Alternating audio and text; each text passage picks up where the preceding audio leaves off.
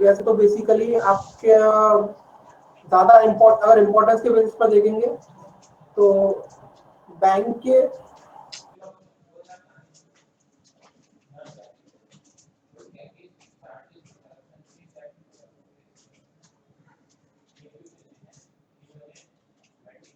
मतलब 0 मार्क्स का भी वेटेज है, 1 का भी है, 2 का भी है, 3 का भी है। ठीक है, अगर आप एनसी की बात करोगे तो क्वेश्चन आ भी सकता है, नहीं भी आ सकता है। ठीक है, लेकिन हार्डली चांस है, 10% या 20% चांसेस है कि आता है। 80% केसेस में क्वेश्चन आता नहीं। ठीक है, लेकिन ज्यादा इतना कॉम्प्लिकेटेड टॉपिक नहीं है। ठीक है, इसलिए एसएससी वाले स्टूडेंट पढ़ सकते हैं। ठीक है, कोई दिक्कत नहीं है। वैसे तो सीजीएल वगैरह में इसके क्वेश्चन देखने को मिलते नहीं है, बट एमटीएस वगैरह में आ सकते हैं, सीएचएस वगैरह में। ठीक है, बाकी अगर आप स्टेट लेवल के पेपर वगैरह देते हो, जैसे यूपीएसआई वगैरह देते हैं उत्तर प्रदेश के बैंक के, या किसी और स्टेट के एसआई वाले देते हैं, तो वहां पर एक क्वेश्चन आ सकता है आपका। क्या कह रहे हैं मानसी? सर मैं एक डाउट पूछ रही थी इनइक्वालिटी का, बता दोगे? अभी नहीं बेटा, अभी ये क्लास सारे बैचेस की, अभी डाउट नहीं है। आपके बैच के टाइम में ही डाउट पूछना। ठीक है, यहाँ पर सारे बैचेस के स्टूडेंट है, यहाँ पर कॉमन क्लास चल रही है बैंक के बेस के लिए, तो अभी डाउट बाद में। सर कुछ मिस हो गया क्या सर? नहीं, मैंने अभी स्टार्ट नहीं किया।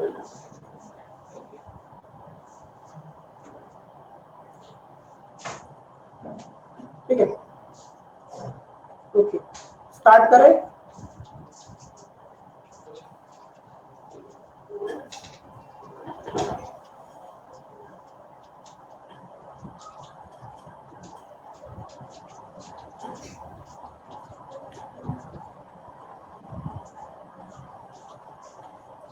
ठीक है, कॉज एंड इफेक्ट, इन दोनों वर्ड्स का मीनिंग कोई बताएगा क्या? क्योंकि मीनिंग में काफी सारी बातें छुपी हुई है इसमें।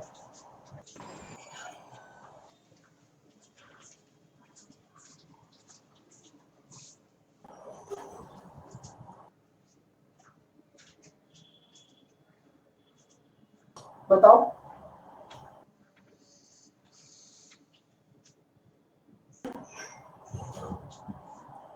कारण और प्रभाव। ठीक है मनीषा, बिल्कुल सही।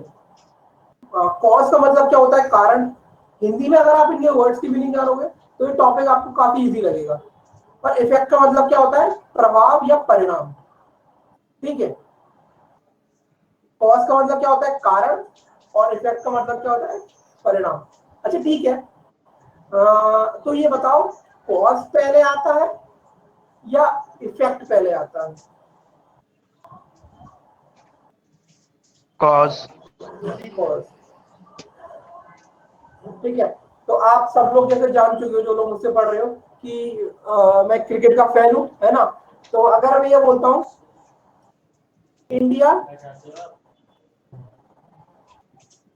One the toss and decided to bat first, है ना? तो इंडिया ने टॉस जीता, ये कॉज है। और इसका रिजल्टेंट क्या निकला, इसका इफेक्ट क्या हुआ कि इंडिया बैटिंग कर रही है। समझ आया? समझ आया? कुछ और भी क्वेश्चन, एक ही क्वेश्चन सब तक भारी पड़ जाता है।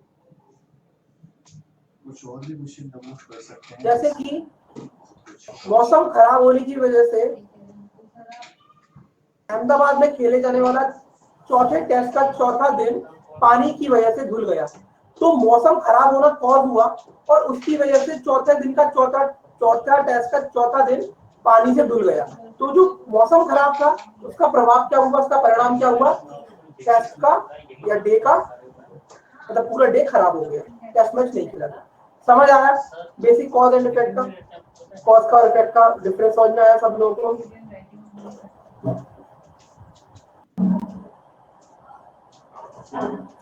Good morning. ठीक है, अभी आपके सामने ऑप्शंस किस तरीके से होंगे वो देखते हैं। ठीक है, उसके बाद उनको समझेंगे।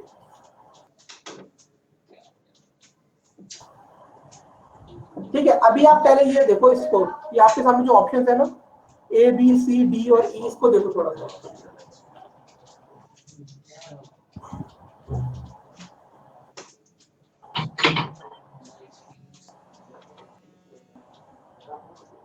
इसको पढ़ो एक बार।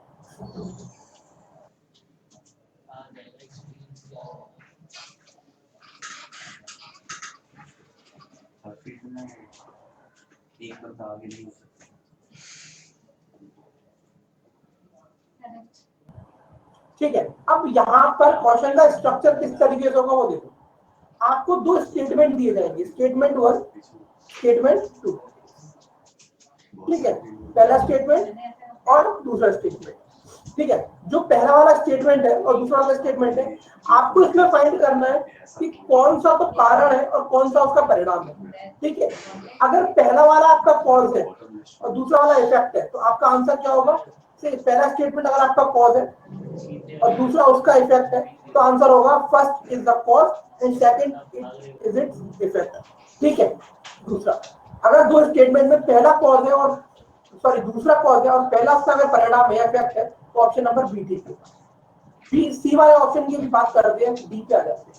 अब देखो, अब मेरी बात को ध्यान से सुनो। जरूरी नहीं है कि दोनों आपको स्टेटमेंट कॉज और इफेक्ट देना, हो सकता है दो इफेक्ट दे दिए जाए। कहने का मतलब क्या है, आपके पास दो अलग अलग कॉज के परिणाम या इफेक्ट दिए हुए स्टेटमेंट 1 में, स्टेटमेंट 2 है। मतलब दो अलग अलग चीजें हुई और उसके दो अलग अलग परिणाम आपको दिए गए। जैसे कि उदाहरण के तौर पर हम इसको समझते हैं, चेन्नई से आने वाली सारी फ्लाइटों को रद्द कर दिया गया है। ठीक है, चेन्नई से आने वाली सारी फ्लाइटों को रद्द कर दिया गया है। दूसरा पॉइंट, इस रूट पर चलने वाली सारी रेलगाड़ियां 8 घंटे से ऊपर की देरी से चल रही हैं। इस रूट पर चलने वाली सारी रेलगाड़ियां 8 घंटे से ऊपर की देरी पर चल रही हैं। ठीक, अब मुझे एक बात बताओ, चेन्नई से आने वाली सारी फ्लाइटों को रद्द कर दिया गया, ठीक है, और इस रूट पर चलने वाली सारी रेलगाड़ियां 8 घंटे की देरी से चल रही है, तो क्या रेलगाड़ी 8 घंटे की देरी से चल रही है उसकी वजह से फ्लाइटों को रद्द किया जाएगा? हाँ या ना करके बताओ। क्या रेलगाड़ी 8 घंटे की देरी से चल रही है, क्या उसकी वजह से जो फ्लाइट है उसको रद्द किया जाएगा? यस और नो करके बताओ। No sir. बाकी लोग बताओ। ठीक है, तो इसका मतलब क्या हुआ, पहला दूसरा वाला कॉज नहीं हो सकता, पहला उसका इफेक्ट नहीं होगा। अब बात करते हैं कि चेन्नई से आने वाली फ्लाइटों को रद्द कर दिया गया, इस वजह से सारी रेलगाड़ियां 8 घंटे लेट चल रही है। क्या ये सही हो सकता है? फ्लाइटों को रद्द कर दिया गया, उसकी वजह से रेलगाड़ियां 8 घंटे लेट चल रही है, ऐसा हो सकता है? नहीं। तो इसका मतलब क्या, दोनों एक दूसरे का कॉज इफेक्ट नहीं बन पा रहे। इसका मतलब क्या है, ये दोनों इफेक्ट है, दोनों। अभी इसकी बात करूंगा सी वाले की। ठीक है, मैं क्या बोला, दोनों इफेक्ट है। अब दोनों अगर इफेक्ट है तो फिर दो चीज आती है, क्या ये जो दोनों इफेक्ट हो रहे हैं कि क्या किसी एक ही कॉज की वजह से है, या ये दोनों इफेक्ट हो रहे हैं ये किसी अलग अलग कॉज की वजह से? समझ आया? मतलब ये दो परिणाम आए, क्या ये दोनों परिणाम एक ही कॉज के हैं, क्या ये दोनों परिणाम अलग अलग कॉज के हैं? ठीक है, अब जैसे कि चेन्नई से आने वाली सारी रेलगाड़ी रद्द हो गई, ठीक है, और चेन्नई से आने वाली सारे जो फ्लाइट है वो रद्द हो गई और रेलगाड़ियां धीमी चल रही है। तो इस दोनों चीजों के पीछे क्या चीज कॉमन है? दोनों इफेक्ट के पीछे क्या चीज कॉमन है? फ्लाइटें लेट हो रही है एक तो, या मतलब फ्लाइटों को रद्द कर दिया, और ट्रेनें लेट हो रही है। तो हो सकता है मौसम की कोई दिक्कत हो। समझ आया? ऑब्वियसली बात है, ये सब चीजें कब होती है, जब एक उसका मौसम पे इफेक्ट हो। समझ रहे मेरी बात को? हाँ, इसमें सेम कॉज हो सकता है, बिल्कुल नहीं, तभी मैं बोल रहा हूँ। ये आपको आइडेंटिफाई करना पड़ेगा कैसे।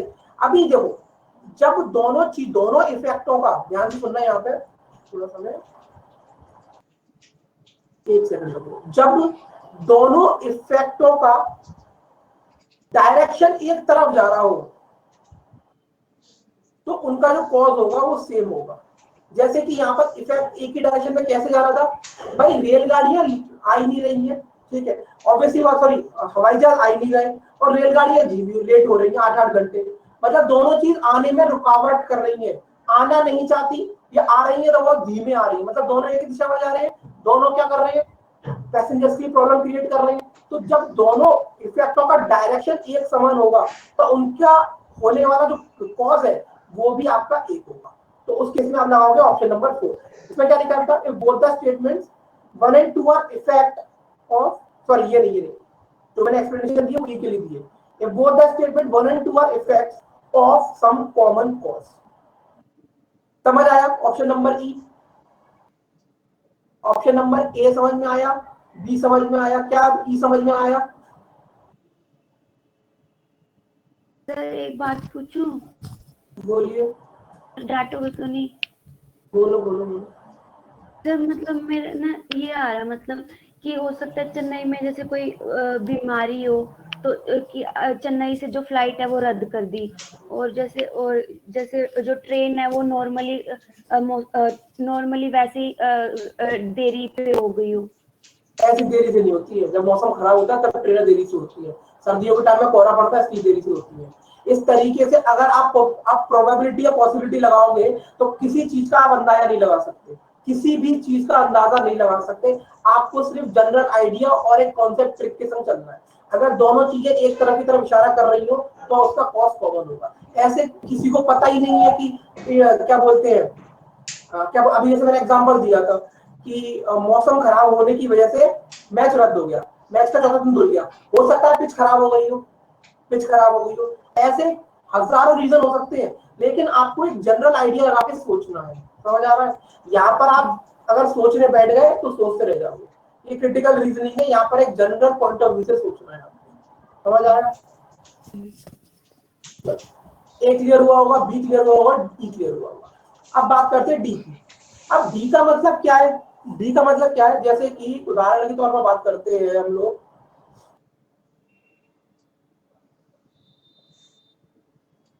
हाँ अब जैसे हम बात करते हैं, हाँ ओके कोई भी एग्जांपल ले लेते हैं, जैसे कि ट्रैफिक, हाँ ऐसे बोल देते कि ट्रैफिक आज बहुत था, ट्रैफिक आज बहुत था जिसकी वजह से ऑफिस पहुंचने में देरी हो गई। ठीक है, ज्यादा ट्रैफिक होने की वजह से ऑफिस पहुंचने में देरी हो गई।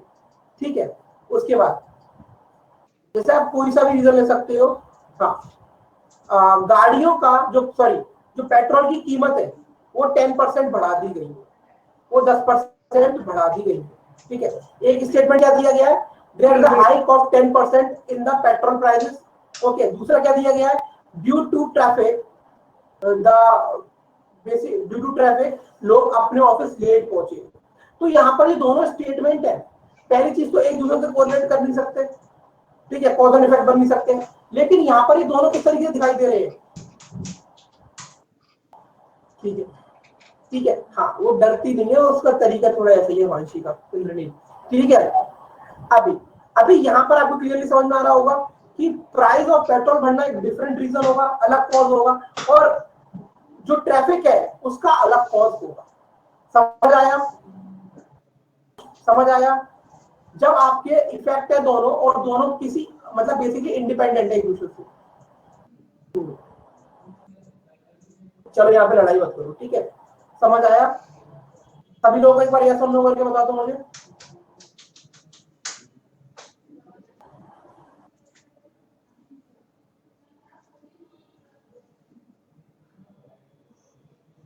अब बात करते हैं कॉस्ट की। मतलब अब ये समझो, यहाँ पर पहली चीज याद रखना, ये वाला सिर्फ ऑप्शन बढ़ाने के लिए दिया गया है, ये वाला रीजन कभी नहीं होता, क्योंकि एक इंडिविजुअल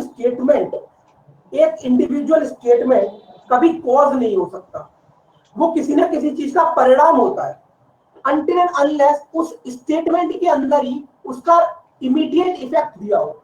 अगर उसका इमीडिएट इफेक्ट नहीं दिया जाता तो वो किसी ना किसी का परिणाम होता है। ठीक है, जैसे कि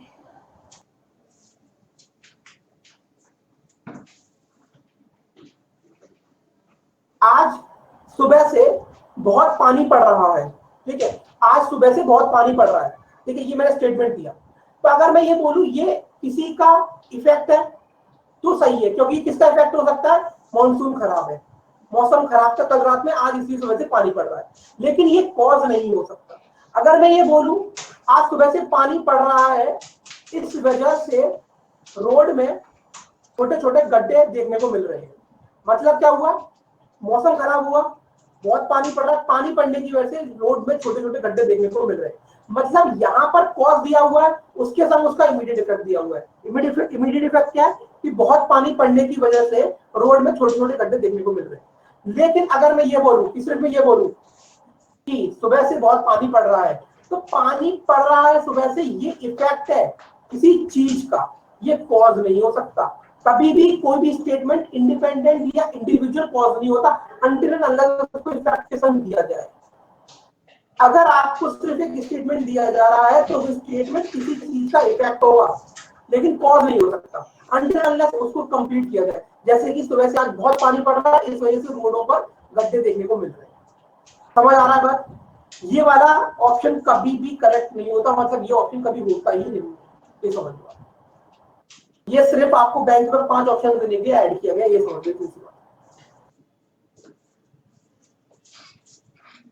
इतना ये समझ लो आप, सिर्फ और सिर्फ यहाँ पर मैं क्रिटिकल रीजनिंग पढ़ा रहा हूँ, ज्यादा आपको मैथमेटिकल रिलेशन नहीं बता पाऊंगा।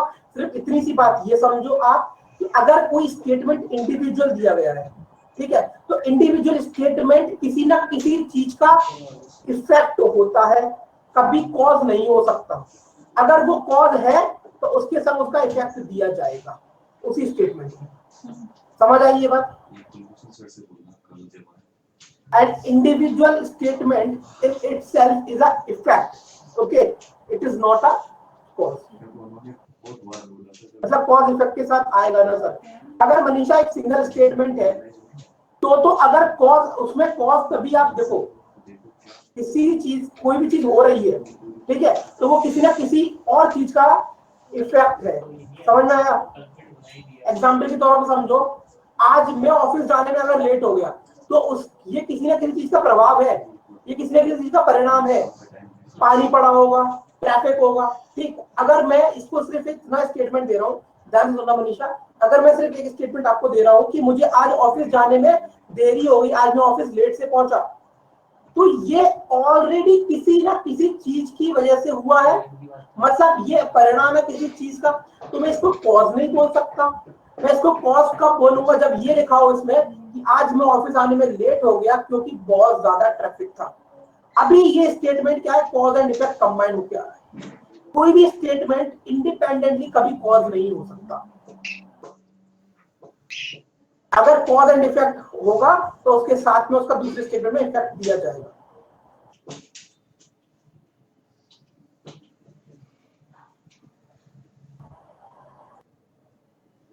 अगर मैं बोलूं there is a delay in the start of the match, तो ये क्या है? There is a delay in the start of the match, match शुरू होने में देरी हो रही है। अब ये देरी हो रही है, ये किसी ना किसी चीज का प्रभाव होगा ना, किसी ना किसी चीज का इंपैक्ट होगा, रिजल्ट होगा, परिणाम होगा। ये कॉज नहीं हो सकता। बोलिए। आपने अभी बोला कि कोई भी स्टेटमेंट इंडिपेंडेंट कॉज नहीं होगा, तो ये सी वाला फिर क्या है? तो वही तो बोल रहा हूँ, ये ऑप्शन कभी करेक्ट नहीं होता। वो करेक्ट ही नहीं होगा कभी। जी वही तो बोला मैंने स्टार्टिंग में, ये कभी भी करेक्ट नहीं मिलेगा। तो जैसे यूं बोले कि आज बारिश हो रही है, तो वो हम क्या बोलेंगे? वो अगर क्या आप होगा? सिर्फ ये बोल रहे हो आज बारिश हो रही है, तो ये बारिश तो हो रही है तो हो सकता है, ये देखो बारिश हो रही है, ये कॉज नहीं हो सकता, ये इफेक्ट है। अगर आप सिर्फ इतनी बात बोल रहे हो आज बारिश हो रही है, तो ये परिणाम है। क्या परिणाम है? किस चीज का है? मॉनसून आ गया है, आज बारिश हो रही है, मतलब मॉनसून के आने की वजह से आज पानी पड़ रहा है। लेकिन अगर मैं आप सिर्फ इतना बोल रहा आज पानी पड़ रहा है, तो ये सिर्फ एक इफेक्ट है, ये परिणाम है किसी ना किसी चीज का, ये इंडिपेंडेंटली कभी कॉज नहीं हो सकता। और जैसे अगर ये लिखा हो कि जैसे मॉनसून आ गया है, तो फिर वो क्या होएगा? मानसून आ गया है क्योंकि मानसून आ गया, कभी मानसून का महीना आने वाला है, जून जुलाई आने वाली है। मेरा कहने का मतलब ये है कि अगर आप कोई चीज बोल रहे हो तो किसी ना किसी कारणवश बोल रहे हो। समझ में आ रहा है? वो जो आपको परिणाम, मतलब बेसिकली जो चीज आपको बोलने को मजबूर कर रही है, आपने क्यों बोला? क्योंकि कोई ना कोई कारण होगा, तब आपने आपके उसका परिणाम दिया। ठीक है, आप इंडिपेंडेंटली कभी सीधे कॉज नहीं देते, आप पहले आप क्या करते हो? किसी ना किसी चीज का इनडायरेक्ट वे परिणाम देते हो। तो इसलिए बोल रहा हूँ कि ये जो स्टेट, ये वाला जो कंफ्यूजन है, ये कभी भी राइट नहीं होता। जी, ये सबके लिए है भैया, सबके लिए है। इसका रिलेशन क्रिटिकल रीजनिंग है, ये बैंक के मेंस के लिए सबसे ज्यादा इंपॉर्टेंट है।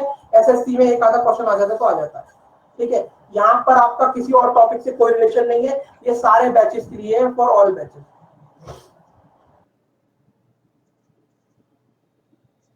समझ आया सब लोगों को?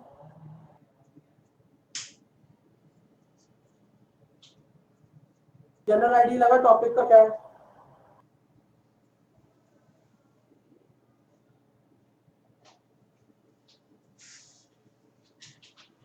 नहीं संदीप, सी पे ध्यान नहीं देना।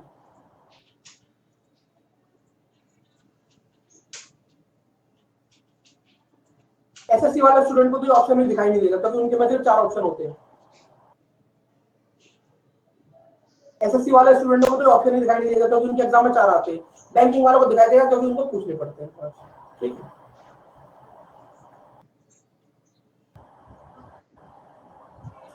अभी पूछ लो, कोई परेशानी कोई दिक्कत हो, किसी का अंदर कोई एग्जाम दिला रहा हो तो पूछो, फिर क्वेश्चन करेंगे, क्योंकि क्रिटिकल रीजनिंग है ये। यहाँ पर यही फंडा है। हाँ, एक चीज ध्यान से सुन लेना, क्या बताया था मैंने कि हाँ ये बता दूंगा मैं, इंडिपेंडेंट कॉजेज कब होते हैं, कॉमन कॉज कब होते हैं। जब दोनों इफेक्ट एक तरफ जाने की कोशिश करते हैं तब कॉमन कॉज होता है, लेकिन अगर दोनों इफेक्ट अपोजिट दिशा में जा रहे हैं तो अलग अलग कॉजेज होते हैं। और वो चीज अभी आपको एग्जाम्पल के साथ ही समझ में आएगी। बता दो मुझे सब लोग क्विकली, अगर क्लियर है तो थम्स अप बना के भेज दो। क्रिटिकल मतलब डिडक्टिव रीजनिंग, ठीक है। अब आपको पहला टॉपिक दूसरे सर ने पढ़ाया था हिमांशी, इसलिए मैं तो जब भी पहला लेक्चर लेता हूँ तो वहां पर मैं पूरा रीजनिंग का inductive, deductive, non verbal, verbal सबको इंट्रोड्यूस करता हूँ, ठीक है। क्रिटिकल रीजनिंग होती है, डिडक्टिव रीजनिंग। अब इसको मैं आपकी क्लास में एक्सप्लेन कर दूंगा। बाकी लोगों को तो पता होगा ना डिडक्टिव रीजनिंग क्या होती है।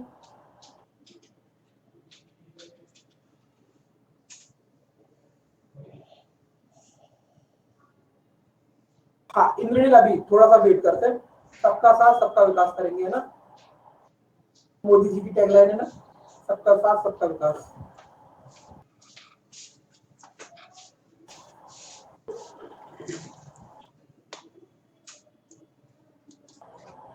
ठीक है,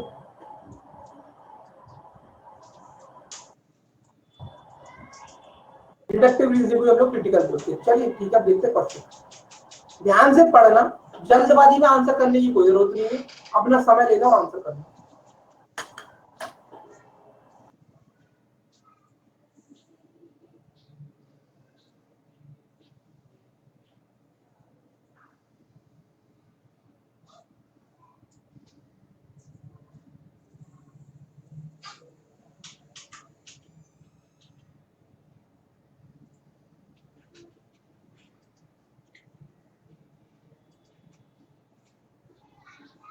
अच्छा, 2 कॉज है और 1 इफेक्ट है, मतलब रिमार्केबल चेंज देखने को मिल रहा है, इसकी वजह से लोग वो कर रहे हैं। मतलब रिमार्केबल चेंज आपको बाद पहले ऑब्जर्व करने को मिलेगा और बाद में लोग अपना मिडिल क्लास सोसाइटी को सेटिंग ऊपर की तरफ जाएगी है।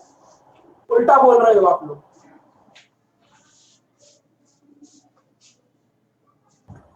इफेक्ट का मतलब क्या होता है, उसका परिणाम। Standard of living among the middle class society is constantly going up since part of few years. इस चीज की वजह से इंडियन इकोनॉमी ने एकदम से रिमार्केबल ग्रोथ देखी। इन चीजों की वजह से रिमार्केबल ग्रोथ देखने को मिला है, मतलब इसकी वजह से ये परिणाम है। अगर हम हमारा अच्छा लाइफ होता है तो इकोनॉमी उसके हिसाब पे डिपेंड करती है। आपने उल्टा बोल दिया सब लोगों ने यहाँ पर। इकोनॉमिक ग्रोथ होगी तभी तो स्टैंडर्ड ऑफ लिविंग हाई होगी। अच्छा ये कैसे हो गया, मतलब पहले इंसान ग्रो करेगा कि देश की इकोनॉमी ग्रो करेगी? सर इकोनॉमिक ग्रो करेगी तभी तो, पता एक नहीं। मिनट, इकोनॉमी, एक मिनट बताओ, आप पैसा कमाते हो ज्यादा क्यों कमाते हो? जब आपका हार्डवर्क होता है उसके पीछे, कि पहले पैसा ज्यादा कमाते हो उसके बाद हार्डवर्क आता है आपका। अगर आपकी स्टैंडर्ड ऑफ लिविंग बढ़ रही है इसका मतलब क्या है, आपका हार्डवर्क, आपकी अर्निंग बढ़ रही है, और उन उसका टोटल जो सबका इंडिविजुअल की इनकम होती है वो सब मिलाकर इकोनॉमी में रिफ्लेक्ट करती है, फिर वो इकोनॉमी एट द लास्ट देती जाती है। सर मतलब मैंने ये सोच कर किए थे सर, किसी ने एक बिजनेस कर रहे हैं तो बिजनेस में पहले प्रॉफिट आएगा, उसके बाद ना वो मर्सिडीज के खरीदेगा ना। तो इकोनॉमी यार एक बार बता, इकोनॉमी में राइस कब आएगा? इकोनॉमी में राइस देखने को कब मिलेगा? जब लोग कमा रहे हैं, उनकी स्टैंडर्ड ऑफ लिविंग बढ़ रही है, तभी तो देखने को मिलेगा। कि पहले इकोनॉमी में राइस देखने को मिलेगा और बाद में फिर लोग कमाएंगे, उनकी लाइफ स्टाइल अच्छी तब होगी। उनकी अर्निंग पे ही तो सबकी, जो लोग काम करता है पूरा देश काम करता है, उसी पे तो इकोनॉमी डिपेंड करती है। वो अगर अच्छा कर रहे हैं तो इकोनॉमी अच्छा करेगी। अरे इकोनॉमी अच्छा करेगी तब थोड़ा लोग अच्छा करेंगे। अगर लोग अच्छा करेंगे तब इकोनॉमिक राइज होगा ना।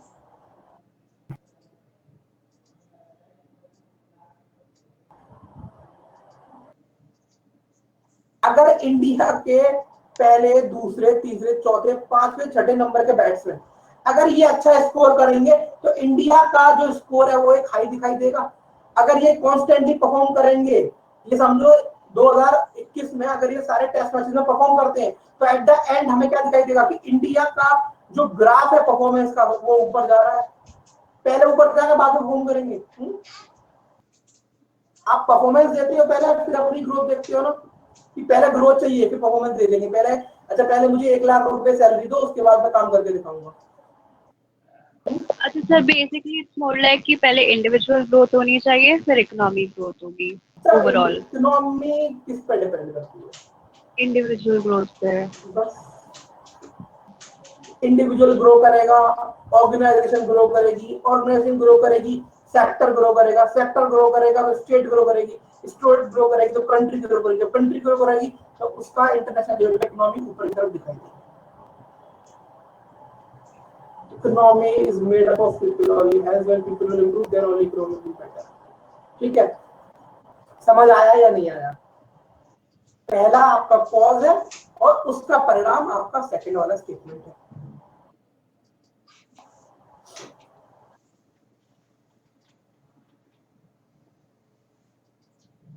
चलिए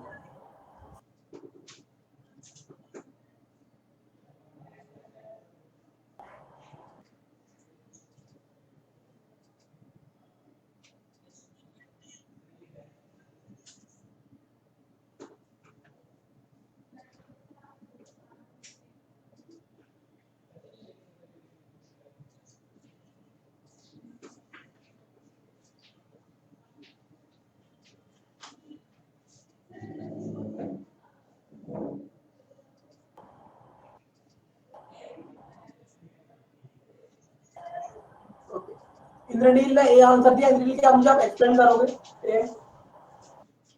सर डी होगा क्या? एक मिनट बात करते रहिए, आपका मैसेज, आपका आंसर पूछो पहले। मैं सबसे पूछूंगा, अमित ने बी बताया है, इंद्रनील ने ए बताया, आप मुझे एक्सप्लेन करोगे अमित और इंद्रनील? सबसे सर पहले नहीं तो होगा बात सर, करो। ये नहीं होगा sir. Staff of airport authority called off the strike they were observing in protest against privatisation. मतलब वो, उन्होंने अपनी जो क्या बोलते हैं स्ट्राइक है, धरना प्रदर्शन है, उसको वापस ले लिया है जो वो कर रहे थे प्राइवेटाइजेशन के लिए।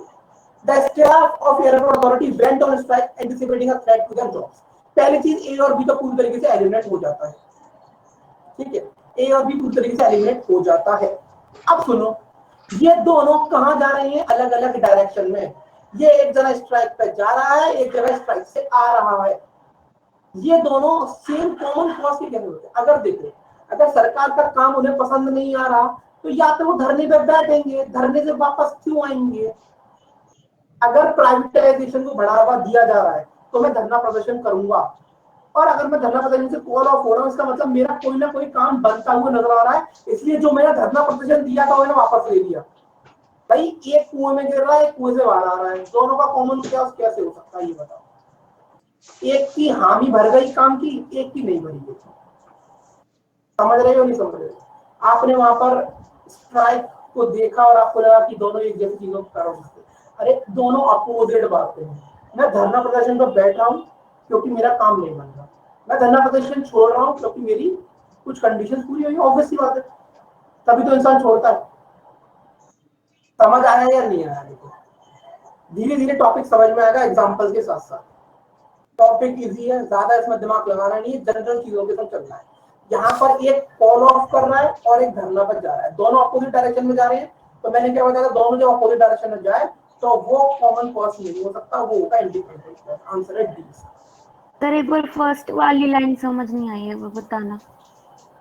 स्टाफ और एयरपोर्ट अथॉरिटी कॉल्ड ऑफ मतलब कॉल्ड ऑफ द स्ट्राइक। वो स्ट्राइक को कॉल ऑफ कब करेंगे? जब वो पहले बैठेंगे ना। मेरा खाना खत्म हो गया, तो खाना मेरा खत्म कब होगा? जब मैंने खाना शुरू किया होगा, है ना। तो मैं स्ट्राइक कॉल ऑफ कब करूंगा? जब मैं स्ट्राइक पे जाके बैठूंगा। मतलब ये बैठे होंगे। किस चीज के लिए वो स्ट्राइक धरना प्रदर्शन पे गए थे? उन्होंने प्राइवेटाइजेशन। प्राइवेटाइजेशन का मतलब समझ में आता है कि अगर नेशनलाइजेशन का अपोजिट होता है डिसइन्वेस्टमेंट बोल लो या डीनेशनलाइजेशन। ठीक है, मतलब ठीक है, हाँ मतलब वो क्लियर है? गवर्नमेंट की थी वो एयरपोर्ट, उनको प्राइवेटाइज कर दिया। हाँ। अब ये मत सोचना, लॉजिक लगाने मत बैठ जाना कौन सा वाला वो है, कौन सी वाली एयरलाइन है। जनरल स्टेटमेंट को सुनिए। ठीक है, किसी को डाउट है तो पूछो। इसी बोलो, धीरे धीरे पढ़ो, आराम से ऑब्जर्व करो उसे।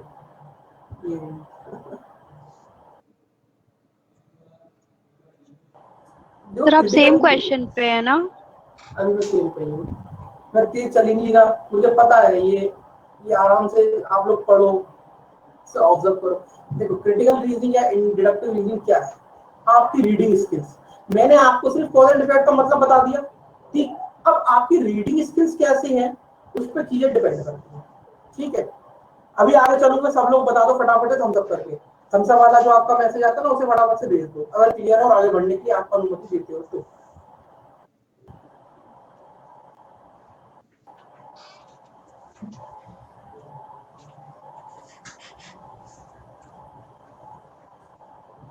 चलो, पहले ना मुझे आंसर नहीं चाहिए, अभी मुझे आंसर नहीं चाहिए। पहले मैं ये देखना चाहता हूँ कि आप स्टेटमेंट का मीनिंग कैसे समझ रहे हो। ठीक है, तो पहले मुझे स्टेटमेंट 1 का मीनिंग बताना हिमांशी।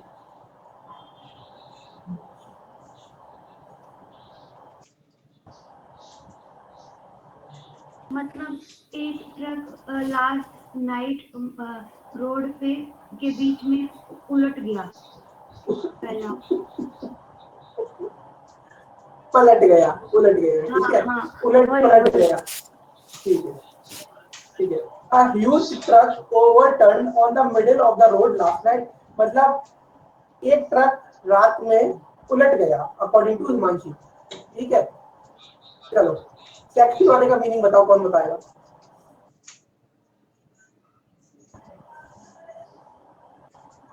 कॉर्डन ऑफ का मीनिंग एक बार बताया कोई मुझे भी एग्जैक्ट नहीं आ रहा। हाँ, बट इसका कॉर्डन ऑफ का मीनिंग होता है हटाना, साफ करना। कॉर्डन ऑफ का मीनिंग एक बार चेक करके सर बताओ। बेसिकली पुलिस ने रिस्ट्रिक्ट कर दिया उस एरिया में जाने से। Cordon off entire area in the locality of the morning. Just second एक बार देख लेते हैं ना, तो ज्यादा बेटर समझ पाएंगे। कॉर्डन ऑफ कोई चेक करके बताओ गूगल पे, क्योंकि यही चीज है, इसमें So आपको एग्जैक्ट to मीनिंग देना होगा। prevent anyone from entering the particular area.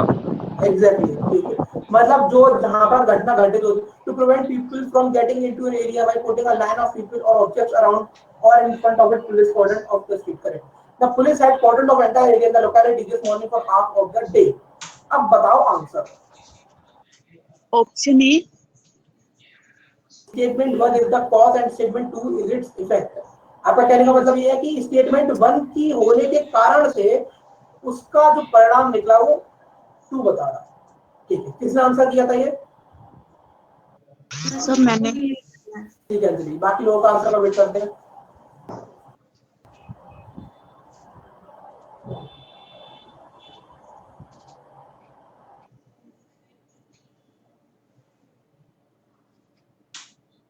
अभी ऐसा लग रहा है कि एक ही नाव में हम लोग तैर रहे हैं, वरना अभी तक तो ऐसा लग रहा था आप एक नाव में तैर रहे हो और मैं दुश्मन वाली नाव में तैर रहा हूँ। ठीक है, करेक्ट आंसर है ऑप्शन नंबर ए इसका। ज्यादा दिमाग नहीं लगाना है, ये इसका करेक्ट आंसर। समझ आया सब लोगों को?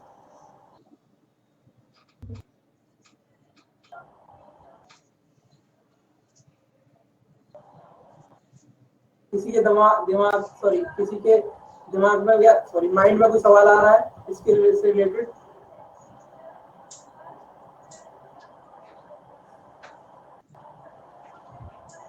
यस सर, अच्छे से आ गया। ठीक है मनीषा। हिमांशी, समझ आया बेटा? आ गया, लेकिन ये लग रहा है कि वो एरिया कहीं दूसरा तो नहीं है जहाँ पर पुलिस को क्या नाम है ऐसे सोचोगी ना कभी ये क्वेश्चन नहीं बना पाओगी। आपको मतलब ये, आपको एक बार बताओ, आपको ये जो स्टेटमेंट के बारे में सोचो ना, आप ये सोचो क्या ये चीज होने की वजह से इस तरह का काम होता है? बिल्कुल होता है। अगर हाईवे पे ट्रक पलट जाता है तो पुलिस आके साफ करवाती है, वहां रास्ता रोकती है थोड़ी देर के लिए, रोकती नहीं रोकती? रोकती है। जनरली तो ये चीज होती है कि ऐसा तो होता नहीं कि अगर ट्रक पलट गया तो पलटा दे भाई, जाम लग रहा है तो लगने दो, ऐसा होता है? सर वो मेरे को ये लग रहा है कि वो लास्ट नाइट क्यों नहीं आई, वो सुबह क्यों आई है? अच्छा एक बार बता दो, रात में घटना घट जाती, रात में घटना क्यों घटती है? क्यों घटती है रात में कोई घटना? पुलिस होती नहीं है ना, पुलिस हो जाती है, फिर रात में घटना घटती है। इतना दिमाग लगा हुए ना तो फिर कोई क्वेश्चन नहीं बनेगा। जनरल तरीके से सोचो, दोनों स्टेटमेंट जो दिए गए उनके बारे में सोचो ना। आप क्यों सोच रहे हो कि वहां पर कुछ और हुआ होगा? अरे हो सकता है कोई रैली निकल रही है, गोली चला दी उसने, पुलिस आई हो, तो उससे हमें मतलब थोड़ी ना है। हमें तो इस वाले स्टेटमेंट से मतलब है, नॉन स्टेटमेंट से। ये क्या कर रहे हैं, ये क्या कह रहे हैं, कैसे कोरिलेट कर रहे हैं? संदीप पॉसिबिलिटी। आंसर मेरा ए ही है सर। हाँ तो आपका आंसर यही है, ये आंसर आपका सही है, आपको पूरे 100 नंबर मिल जाएगा। ठीक है। अभी जैसे संदीप बोले she is assuming it in real life.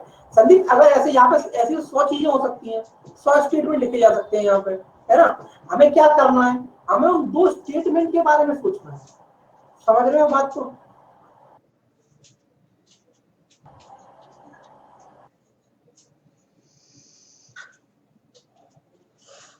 अच्छा प्रीतेश, क्या पुलिस होगी? Yes sir, we should not assume as it real is. Yes. चले आगे।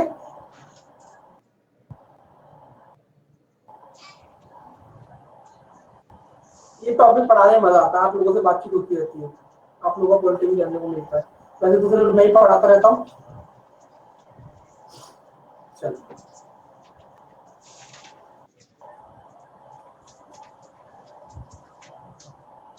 ध्यान से पढ़ना, ठीक है? एक एक वर्ड का यहाँ पे मीनिंग होता है अपने आप में।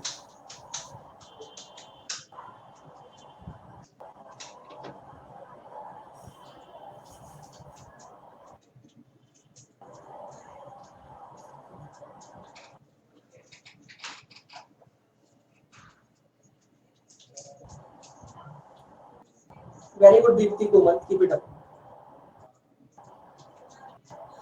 हिमांशी इधर उधर नहीं सोचना बेटा, ठीक है? इधर उधर नहीं सोचना। ये तो स्टेटमेंट दिए गए हर क्वेश्चन में, सिर्फ इसके बारे में सोचना है, इसके इर्द गिर्द भी दिमाग लगाना है, ठीक है? Very good very good very good very good. Khushi, Priyanka, Darshan, Manisha, Harsh, Swati, Deepti, Manisha, Indu, Karishma, Kritika, Sandeep, Pranati, Neetu, very good very good very good. देखो आपने सबने सुना होगा बेटी बचाओ बेटी पढ़ाओ स्कीम जो हमारी मोदी सरकार जी, अच्छा बेसिकली इंद्रनील का अलग आंसर आया, अमित का अलग आंसर आया, ठीक है? सुनो एक बात, बेटी बचाओ बेटी पढ़ाओ आपने स्कीम के बारे में सोचा होगा। तो इस जब स्कीम आई थी तो इसकी अवेयरनेस फैलाने के लिए काफी सारे प्रोग्राम करे गए थे। जब ये स्कीम आई थी, सुन लो, जब ये स्कीम आई थी तो काफी सारे प्रोग्राम करे गए थे बेटी बचाओ बेटी पढ़ाओ के बारे में।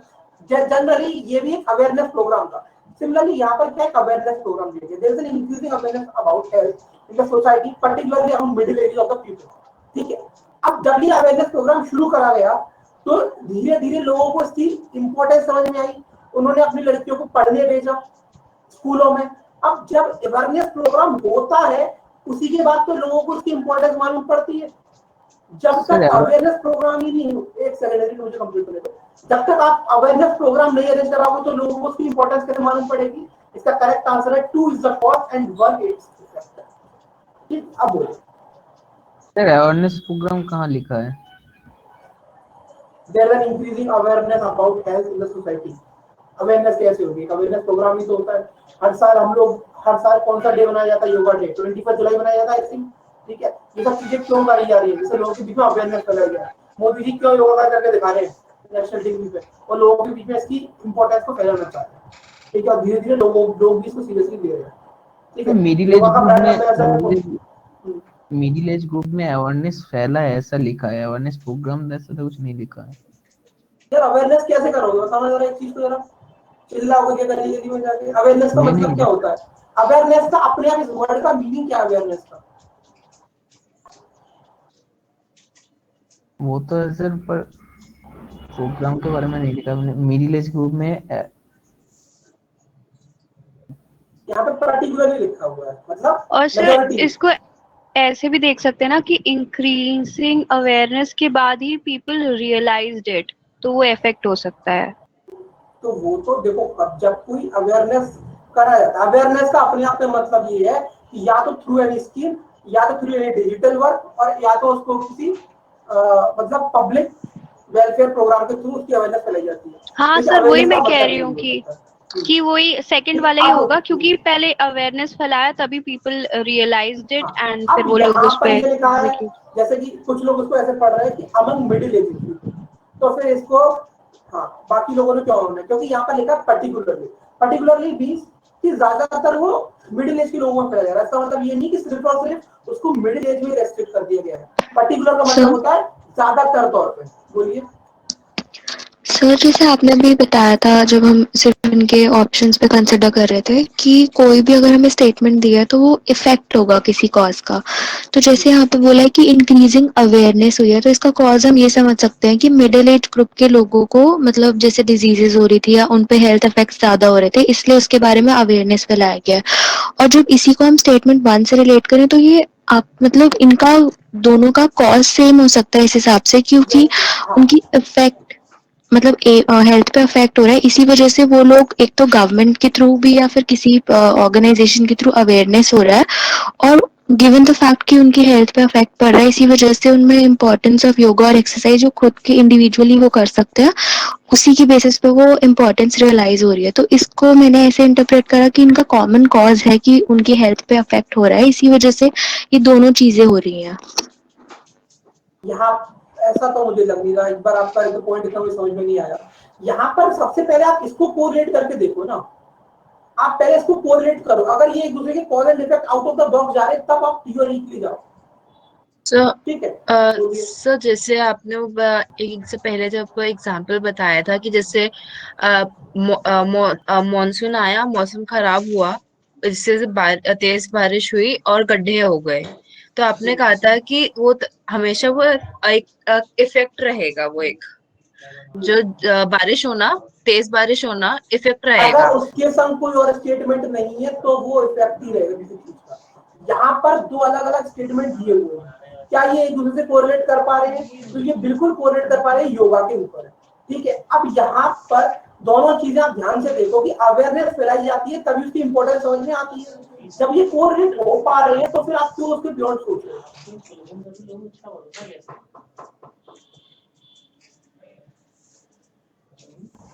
बोलिए, आप कंटिन्यू करिए, बोलना कर जाएगा।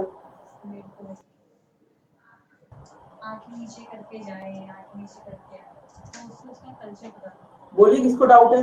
यहाँ पर अगर आप इसको दोनों को जब रीड करते हो तो रीड करने पे आपको ये समझ में आता है कि यहाँ पर एक increase awareness about health in society particularly among the middle age group of people. अब आपने जब इसको पढ़ा, अभी आप डिसाइड नहीं कर सकते कि सिर्फ कॉज है या सिर्फ इफेक्ट है, आपको स्टेटमेंट दूसरा भी पढ़ना पड़ेगा। ठीक है, तभी यहाँ पर दो स्टेटमेंट दिए जाते हैं, इंडिविजुअल स्टेटमेंट दिया जाएगा और सीधे सीधा आंसर हो जाता है ये इफेक्ट है। ठीक, लेकिन जब दोनों को आप कंबाइन करके पढ़ोगे तो इसको जब पढ़ोगे, यहाँ पर अवेयरनेस की बात करी जा रही है हेल्थ की, ठीक, और यहाँ पर उसकी इंपॉर्टेंस को समझा जा रहा है। इसका मतलब ये पहले चीज आई है, इसके कॉज की वजह से ये इसका परिणाम हुआ है कि लोगों के दिक्कत की समझ बैठी। ठीक, अब बताओ किसको समझ में आया नहीं आया, अपना पॉइंट ऑफ व्यू बताओ। करेक्ट आंसर है ऑप्शन नंबर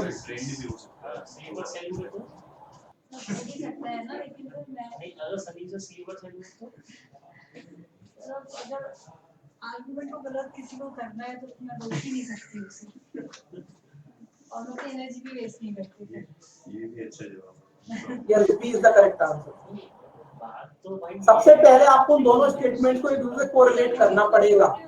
अगर वो कोरिलेट कर रहे हैं कॉज एंड इफेक्ट की तरह, तो फिर उसको फाइंड आउट करो कौन सा कॉज है और कौन सा इफेक्ट। अगर वो ही नहीं कर रहे हैं तो फिर वो देखो कि वो दोनों अगर एक दूसरे कॉज इफेक्ट नहीं बन पा रहे तो दोनों आपके इंडिविजुअल इफेक्ट्स हैं, और अगर वो इंडिविजुअल इफेक्ट्स है तो अब आपको फाइंड करनी थी कि वो किस डायरेक्शन की तरफ है, कॉमन डायरेक्शन की तरफ है या अलग डायरेक्शन की तरफ।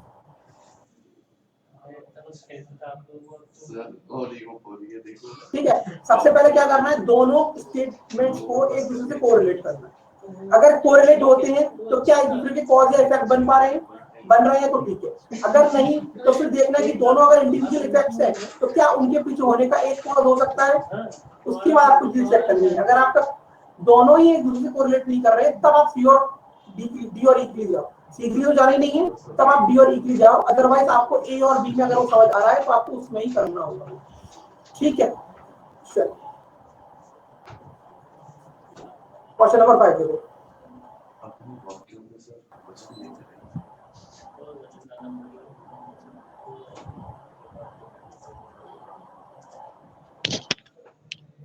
इसका डी होगा। देखते हैं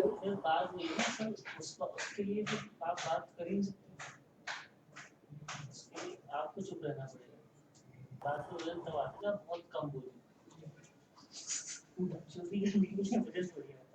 ये भी सही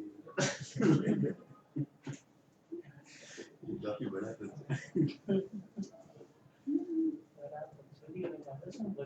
ओके, पहले तो जो भी लोग डी आंसर कर रहे हैं कोई भी आके मुझे रीजन बताए वो डी में क्यों लग रहा है।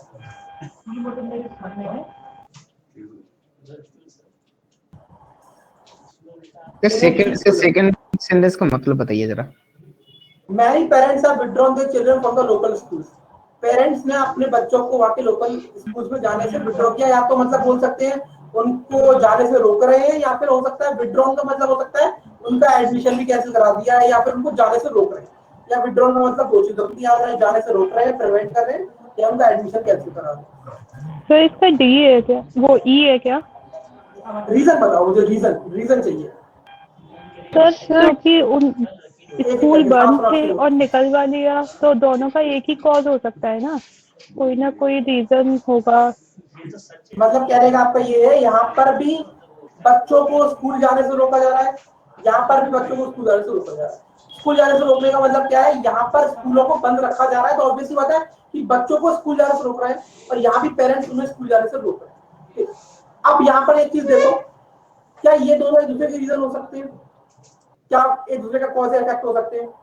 सर ये भी तो हो सकता है स्कूल बंद रहता है इसलिए नाम कटवा लिया वहां से। Had to be kept close का मतलब क्या होता है, स्कूलों को बंद रखा जा रहा है, मतलब वहाँ पे कुछ ना कुछ रीजन है उन्हें बंद रखा। हाँ तो रखा जा रहा है इसलिए विथड्रॉन किया ना। तो क्या रखा जाएगा बंद तो स्कूल से निकाल देंगे बच्चों को? एक second, all the schools in the area had to be close for most part of the week. ये हैड टू बी क्लोज का मतलब आप इसको समझो कि उन्हें रखा जा रहा है, स्कूल अपनी मर्जी से बंद नहीं रह रहा है, उनको रखा जा रहा है, उसके पीछे कुछ ना कुछ रीजन होगा। हाँ उसको रखा जा रहा है, फिर भी पेरेंट्स को फीस देना पड़ रहा है विंटर्स की वजह से। हाँ तो वही चीज तो मैं कह रहा हूँ, विंटर्स हो मतलब गर्मी ज्यादा पड़ रही हो, सर्दी ज्यादा पड़ रही हो, कुछ मॉनसून का पैंडेमिक जैसे अभी चल रहा है वो, ठीक है। तो यहाँ पर स्कूल अपनी मर्जी से, पहले तो याद रखो कि स्कूल अपनी मर्जी से बंद नहीं रहा, उसको बंद रखा जा रहा है, ठीक है। अब देखो यहाँ पर एक चीज बताओ, अगर स्कूल को बंद रखा जा रहा है तो many parents have withdrawn their children from the local school. Withdrawn का मतलब क्या है, वो उन्हें स्कूल जाने से रोक रहे हैं, ठीक है। तो ऑब्वियसली बात है स्कूल जाने से रोक रहे हैं क्योंकि तो स्कूल बंद भी है और स्कूल जाने से उन्हें रोका भी जा रहा है। कोई पेरेंट्स अपने बच्चों को स्कूल जाने से क्यों रोकेंगे? अब आप पहले तो ये देखो, क्या ये एक दूसरे का कॉज एंड इफेक्ट बन सकते हैं? पहले ये बताओ। लोकल स्कूल लिखा है, सारे स्कूलों में थोड़ा ना हो रहा है ऐसा। जाने से रोक रहा है, स्कूल से निकलने। All the schools in the area have to be kept closed for most part of the week. पहली बात तो हिमांशी, जितना लिखा जा रहा है उसके बारे में सोचो। इधर उधर इंटरनेशनल स्कूल या नेशनल स्कूल में जाओगे तो फिर उसका रीजन मैं नहीं दे सकता। मैंने क्या बोला है, जितना लिखा जा रहा है उसके बारे में सोचो। यहाँ पर लोकल स्कूल की बात हो रही है और यहाँ पर उसी एरिया की बात हो रही है, तो ये कोरिलेट कर सकते हैं, ठीक है। और स्कूलों का मुझे नहीं पता। सर विथड्रॉन का क्या मतलब है यहाँ कॉन्टेक्स्ट? विथड्रॉन का मतलब दो चीज होते हैं, many parents have withdrawn their children, मतलब या तो वो अपने बच्चों को स्कूल जाने से बचा रहे हैं, उन्हें रोक रहे हैं, या उन्हें एडमिशन कैंसिल करा रहे हैं। एडमिशन कैंसिल कराना ज्यादा अप्रोप्रिएट वर्ड नहीं होगा, मेरे हिसाब से विथड्रॉन का मतलब होगा उन्हें रोका जा रहा है स्कूल जाने से। बट अगर सर उस हिसाब से देखें तो ऐसे ही लग रहा है कि एडमिशन कैंसिल करा दिया है। हाँ सर, नहीं एडमिशन एडमिशन कैंसिल भी हुए तो वन तो रीजन होगा ना। नहीं, एडमिशन कैंसिल सही वर्ड नहीं होगा यहाँ पर। मेरे हिसाब से ये विड्रॉन का मतलब क्या होता है? विड्रॉन मतलब जाने से रोकना, किसी चीज को वापस ले लेना। ठीक है, अगर यहाँ पर एडमिशन कैंसिल की बात होगी तो कैंसिल वर्ड यूज किया जाता है। विड्रॉन का यहाँ पर एग्जैक्ट वर्ड जो होगा उन्हें रोका जा रहा है। तो ठीक है, अगर अब एडमिशन कैंसिल नहीं है तब तो एक ही कॉज है, फिर वो होगा, क्या एडमिशन बोलते हैं, कैंसिलेशन की यहाँ कोई बात नहीं ई है। होगा। अब देखो यहाँ पर इसका करेक्ट आंसर है ऑप्शन नंबर ई। रीजन क्या है कि यहाँ भी बच्चों को प्रिवेंट कर रहे हैं स्कूल जाने से, यहाँ भी बच्चों को प्रिवेंट कर रहे हैं स्कूल जाने से। तो प्रिवेंट करा जा रहा है बच्चों को स्कूल जाने से, तो उसके लिए कुछ ना कुछ कॉमन कॉज ही तो हो सकता है, क्योंकि डायरेक्शन सेम है। डायरेक्शन क्या है कि बच्चों को करा जा रहा है प्रिवेंट स्कूल जाने से। अब बताइए समझ में आया या नहीं आया? सर ये बात भी सच है, लेकिन सर इंटेंशन तो पहचान लेती है। लड़कियों के अंदर अकल नहीं होती है ना, उनकी इमोशनल होती है, यस सर। इमोशनल होती है। तो जिसको नहीं आया वो बताइए क्या प्रॉब्लम है? मीठी मीठी बातें कर लेते हैं, वो बस लगता है कि बस यही ठीक है, यही सच्चा इंसान है, बस that's it। But sir intention what I was saying, आपको पता है प्रॉब्लम क्या है सर आपकी? जिनको नहीं आया बेटा वो बताओ।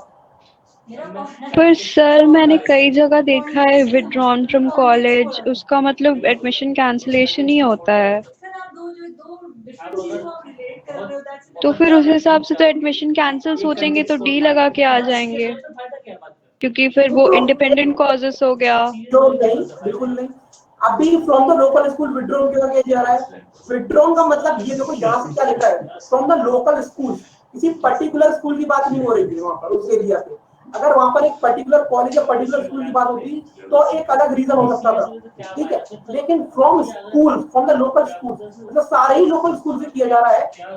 तो इसका एक चीज तो क्लियर है कि बच्चों को रोका जा रहा है स्कूल जाने से। समझ आ रहा है? अगर यहाँ पर किसी पर्टिकुलर कॉलेज या पर्टिकुलर स्कूल की बात होती तो उसके पीछे एक अलग रीजन हो सकता है कि स्कूल में कोई दिक्कत है या फिर मिसबिहेवियर है या एडमिशन फीस ज्यादा है। लेकिन फ्रॉम द लोकल स्कूल मतलब वो उस पर्टिकुलर रेसिडेंट एरिया की को पूरा कवर करने की कोशिश कर रहे हैं। तो यहाँ से ये चीज क्लियर है, जब यहाँ पर आप चाहे एडमिशन कैंसिल की बात कर लो या बच्चे को प्रिवेंट कर लो, दोनों केसेस में वो बच्चों को रोक रहे हैं जाने से। ठीक है, इंडिविजुअल स्कूल या इंडिविजुअल इंस्टीट्यूट की बात नहीं करी यहाँ। सर आज आपको 12 question equal I think quality के मिल जाएंगे। ठीक है, और किसी को कोई डाउट है? खुशी? मुझे अभी थोड़ा सा सजेशन नहीं होगा, पहले आप ठीक कीजिए, स्टार्टिंग में थोड़ा सा मुझे समझ क्वालिटी के। ठीक है सर, साथ में अभी डालना, बाद में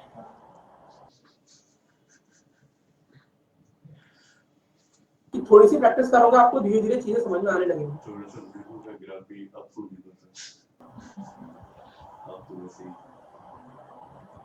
स्टेट चल रहे हो आप? सर क्या कह रहे हो आप?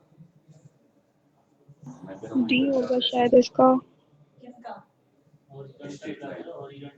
सर किनका? मेरा? आने का कोई तरक्की नहीं की है सिर्फ आपके लिए। अरे सर आपका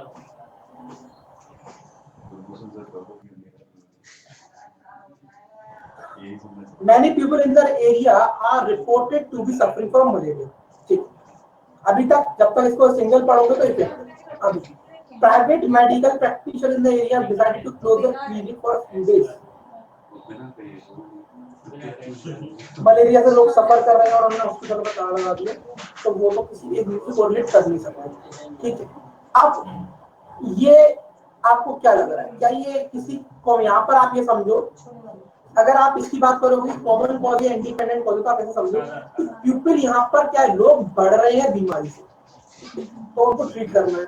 यहाँ पर क्या हॉस्पिटल बंद करे जा रहे हैं, मतलब ट्रीटमेंट एक तरीके से रोका जाएगा। ऑब्वियसली बात है, जो लोग हैं तो वैसे भी ये जनरली आप इसको पढ़ोगे तो अभी आपको समझ में आ रहा है कि ये क्या है, इंडिपेंडेंट कॉज है, सेम कॉमन कॉज नहीं है। ठीक है, किसी को दिक्कत तो नहीं है, ये तो आपको थोड़ा सा इजी सा होगा क्योंकि इसमें स्टेटमेंट काफी इजीली समझ में आ रही है। समझ आया ये वाला?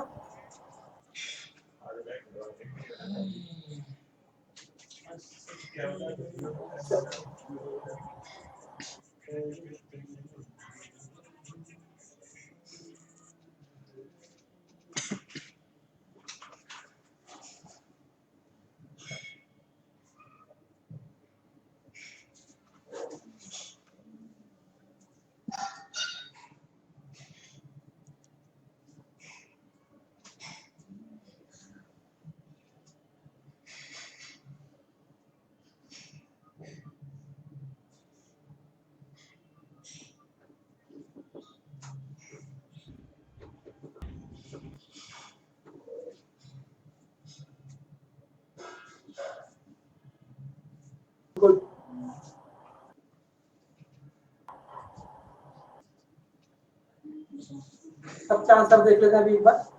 मानसी, खुशी और इंद्रनील का आंसर आ गया।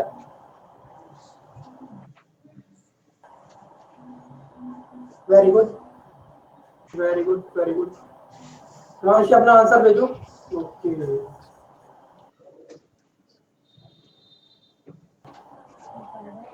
हिमांशी के हिसाब से अगर रूरल और सेमी अर्बन या फिर किसी पर्टिकुलर जगह में अगर पावर कट हुआ है तो उसकी वजह से दूसरी जगह पावर कट हो जाएगा। हिमांशी, आपके घर में बिजली चलेगी तो आपके घर में बिजली चलेगी, इसलिए बगल वाले घर में बिजली चली जाएगी।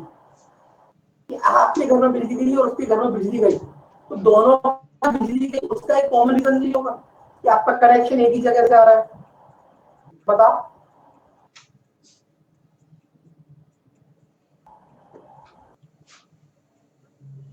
करेक्ट आंसर इसका ऑप्शन नंबर E। रूरल और semi urban area in the country अभी suffering due to load shedding for quite some time. वहां पर लाइट जाने की जो दिक्कत है, लाइट का कट है, इससे काफी दिनों से प्रॉब्लम चल रही है। अगर ये दिक्कत अब यहाँ पर देखो, आपको कोरिलेट कर पा रहे तो government is not able to overcome the power crisis. मतलब जो बिजली की कमी से अगर सरकार कुछ एक्शन नहीं लेती है, नॉट एबल टू ओवरकम, तो load shedding will be extended even to the urban areas. मतलब ये इसका एक्सटेंशन हो जाएगा। मतलब ये काम यहाँ बिगड़ रहा है, ये काम अगर कंट्रोल नहीं किया तो यहाँ भी बिगड़ेगा।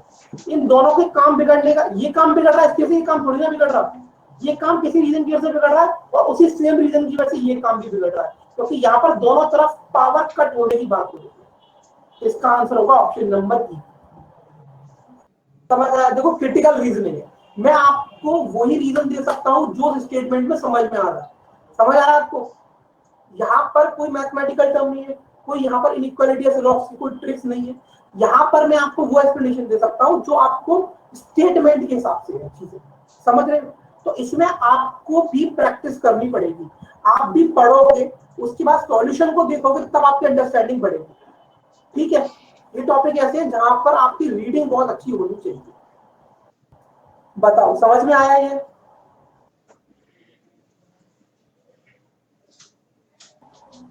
बता दो बेटा।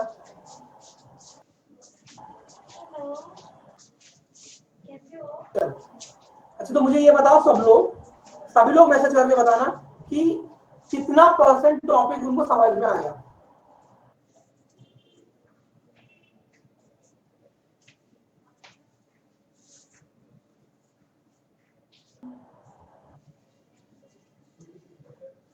है तो अच्छा है। पहली क्लास में अगर आपको इतना समझ में आएगा, आप खुद प्रैक्टिस करोगे तो 100 हो जाएगा। अब तक तो समझ आ रहा है सर। ठीक है, ठीक है। स्वाति और 70 90, ठीक है। 80 90 क्वेश्चन देख लेंगे तो कंप्लीट हो जाएंगे। समझ में आ गया सारा, लेकिन प्रैक्टिस में गलत होंगे, बिल्कुल होंगे गलत। अगर गलत नहीं होंगे हिमांशी तो आप रीजन नहीं पढ़ोगे। सब काफी ज्यादा आ गए प्रैक्टिस की उम्मीद है बस। ठीक है, एक काम करता हूँ, ये जो टॉपिक है इसको हम लोग नेक्स्ट सैटरडे को कंटिन्यू करेंगे, क्योंकि ये आपको पता है कि ये जो क्लासेस चलती है क्रिटिकल रीजनिंग की मेंस की, ये सैटरडे टू सैटरडे चलती है। तो सर आपके सैटरडे करने में तो 100, आपके साथ करने में तो 100 है, उससे प्रैक्टिस पर ज्यादा क्लैरिटी आएगी। बिल्कुल आएगी क्लैरिटी। ठीक, अब सुनो मेरी बात, इसकी प्रैक्टिस शीट भेजूंगा मैं आपको 15 से 20 क्वेश्चन की इवनिंग तक भेजूंगा। ठीक है, उन क्वेश्चंस को देख लेना, वर्कशीट को क्वेश्चन करना। ठीक है, उसके बाद नेक्स्ट वीक मैं क्लास पीपीटी में भी इस टॉपिक को कंटिन्यू रखूंगा। तो इतना करने के बाद आपको काफी और क्लैरिटी मिलेगी। तो वर्कशीट आपको शाम तक मैं प्रोवाइड करवा दूंगा। इसकी शाम तक मतलब आपको 3:30 बजे तक या 4 बजे तक इसकी वर्कशीट मिल जाएगी। ठीक है, उसमें आंसर की भी होंगे। ठीक है, उसको पढ़ना खुद से। समझ आ रहा है? और पॉसिबल होगा तो उसका सॉल्यूशन भी प्रोवाइड कर दूंगा। ठीक है, तो आज यहीं पे बाय बाय कर लेते हैं। बाकी अपने नॉर्मल टाइमिंग्स में मिलेंगे। और इस टॉपिक रोड सेफ्टी वाले वर्ल्ड सीरीज 2021 में कल वीरू की बैटिंग देखा सर, 80-35 बैटिंग में देख नहीं पाया, मैं सो गया था।